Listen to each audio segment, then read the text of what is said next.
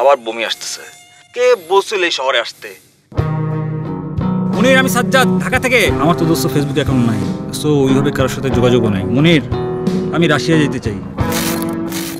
রঙিন ঢাকা নয়, সাদা কালোয় নির্মিত 92 মিনিটের ছবিতে রংহীন এক ঢাকার গল্পই 30 বছরের এক যুবকের বয়ানে বলেছেন নির্মাতা আব্দুল্লাহ মোহাম্মদ সাদ।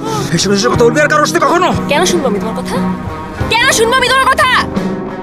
পাহারানো ওই যুবকের ঢাকার মতো মেগাসিটিতে টিকে থাকার যন্ত্রণা, ঘৃণা, একই সঙ্গে ভালোবাসার টানাপোড়েনের আখ্যান লাইভ ফ্রম ঢাকা।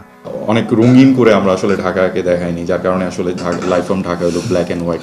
সে ঢাকা শহরে থাকে এবং 8-10টা মানুষের মতোই সার্ভাইভ করতে চায় এবং বেস্ট লাইফটা লিড করতে চায়। And he is a cripple গাই।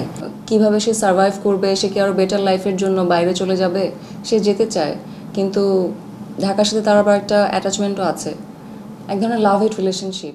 একদল স্বপ্নবাজ তরুণের নির্মাণ লাইভ ফ্রম ঢাকা এর মধ্যেই মাতিয়েছে বিশ্বের নামী চলচ্চিত্র উৎসব। 2016 সিঙ্গাপুরে আমরা যে 2টা অ্যাওয়ার্ড জিতি, it's always very prestigious and precious. ওখানে তো আমরা 2টা অ্যাওয়ার্ড পাই। তারপরে এটা রটারডাম ইন্টারন্যাশনাল ফিল্ম ফেস্টিভ্যালে যায় বেস্ট ব্রাইট ফিচারে। তারপরে লোকানো, সিনে Europa.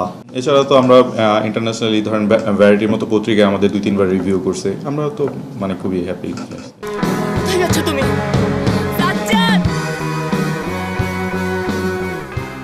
Team live from Dhaka দাবি করছে ছবিটির গল্পই ছবির প্রাণ।